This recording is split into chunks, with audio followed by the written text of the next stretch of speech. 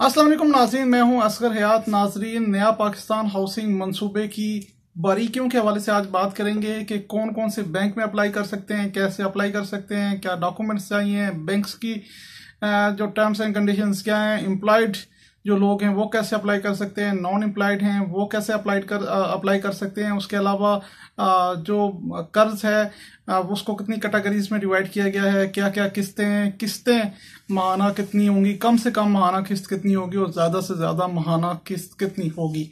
इस सारी चीज पर तमाम बारीकियों पर बात करेंगे। लेकिन एक जो स्टेट बैंक ऑफ पाकिस्तान की तरफ से सर्कुलर जारी किया गया जिसमें नया पाकिस्तान हाउसिंग जो स्कीम है इसके लोन के हवाले से बड़ी तब्दीलियां की गई हैं। इसमें खासी चेंजेस की गई हैं। इस स्कीम में रकम दुगनी की गई है, बहुत सारी और चेंजेस की गई हैं। डिस्क्रिप्शन में उसका लिंक मौजूद है, वो भी आप देखिएगा कि चेंजेस इस हवाले से क्या की गई हैं और अब क्या सहूलियात मजीद दस्तियाब हैं, क्या आसानियां मजीद इसमें मौजूद हैं। अब हम बात करते हैं कि क्या किस तरह इसका प्रोसीजर क्या है, अप्लाई हम कैसे करेंगे और क्या चीज़ें हैं जो गवर्नमेंट के एंड से जो आम जो यूज़र था, आम जो सारफ था, आम जो शहरी था उसके हवाले से क्या मुश्किलात थी और उसके हवाले से उसको हल करने के लिए क्या प्रोसीजर अब अप्लाई किया जा रहा है।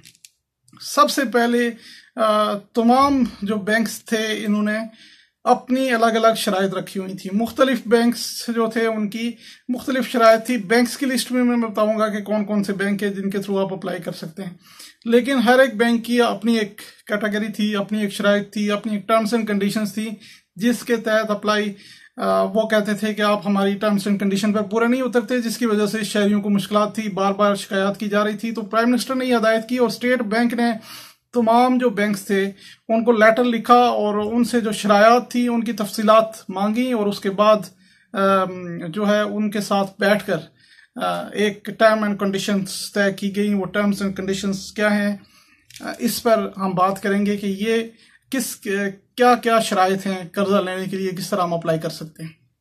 उसके बाद जो इम्पोर्टेंट चीज़ की गई है इस स्कीम के तहत के स्टेट बैंक ऑफ पाकिस्तान ने बैंक्स को टारगेट्स दिए हैं।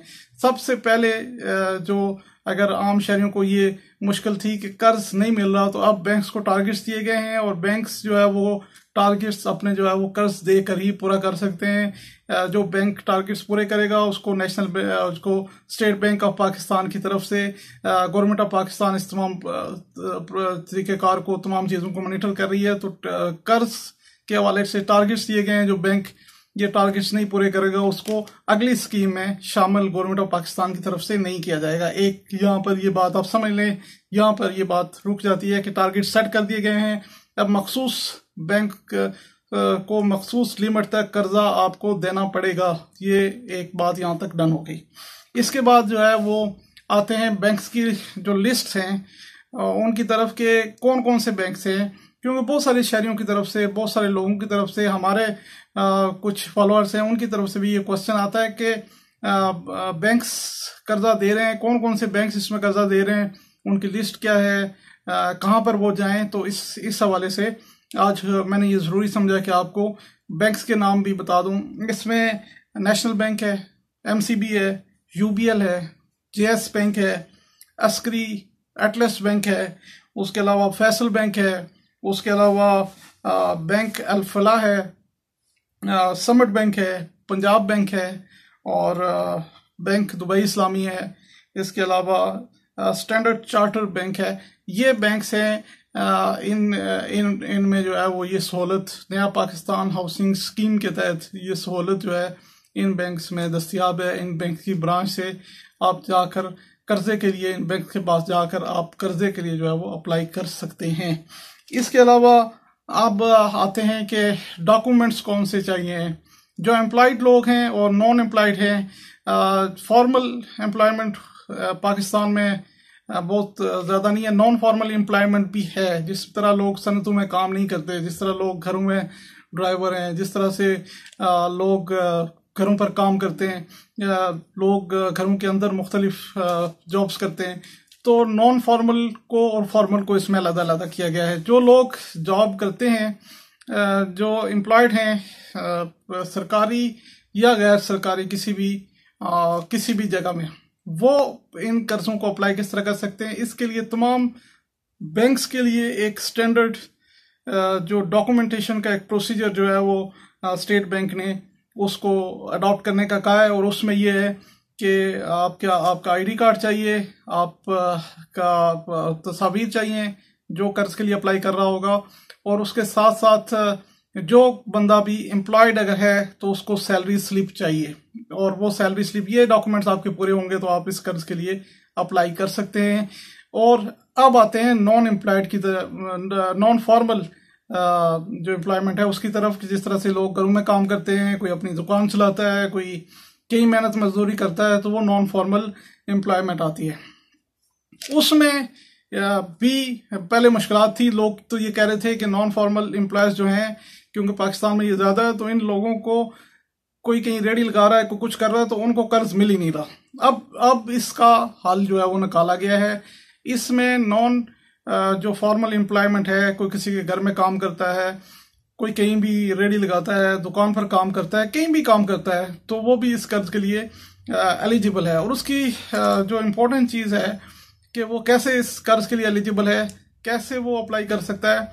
वो ऐसे अप्लाई कर सकता है कि वो अपने जो तमाम जो अखराजात हैं, जिस तरह से बिजली के बिल हैं, गैस के बिल हैं, टेलीफोन के बिल हैं, बच्चों की फीस है, घर का किराया है, इसकी तफसील जो है वो उस बैंक को देगा। इससे होगा क्या? इससे होगा ये कि उसके अखराजात को सामने रखते हुए बैंक उसकी आमदन का अंदाजा लगाएगा।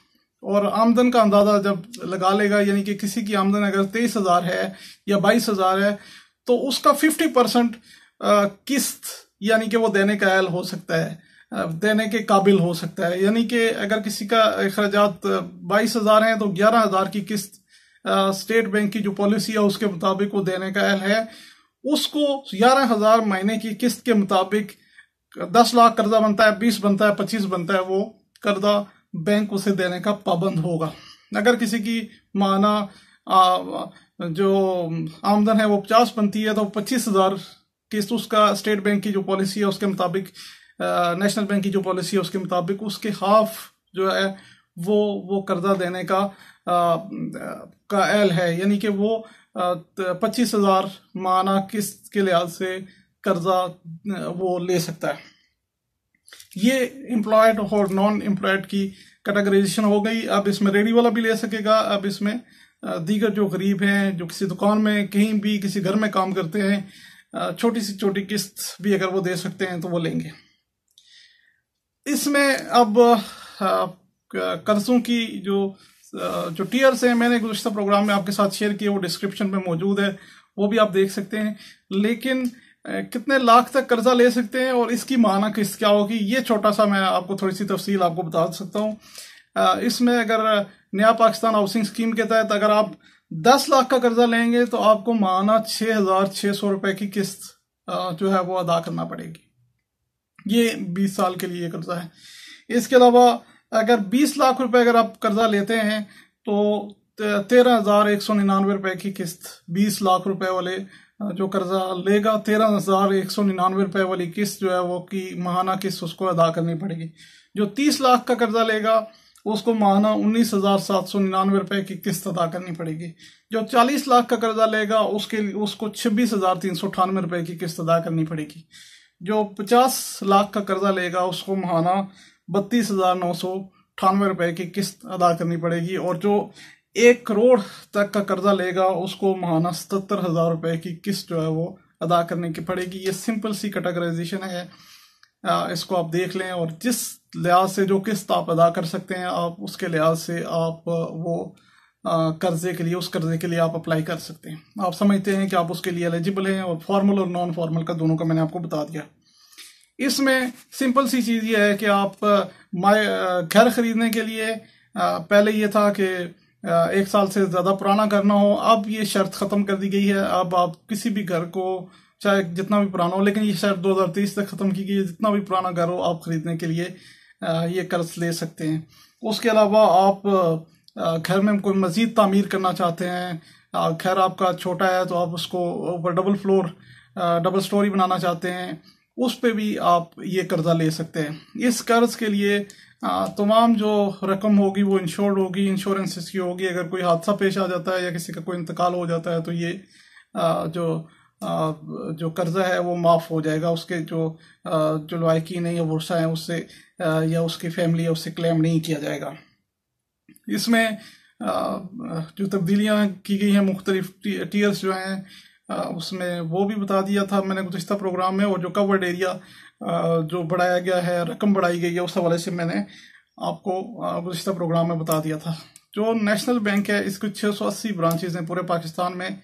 इससे आप जाकर तमाम ब्रांचेस में नेशनल बैंक का ये कहना है कि हेल्प डेस्क जो है वो क्रिएट किए गए हैं। इसमें आप मालूमात मजीद जाकर आप प्रोसीजर को बेहतर तरीके से समझ सकते हैं।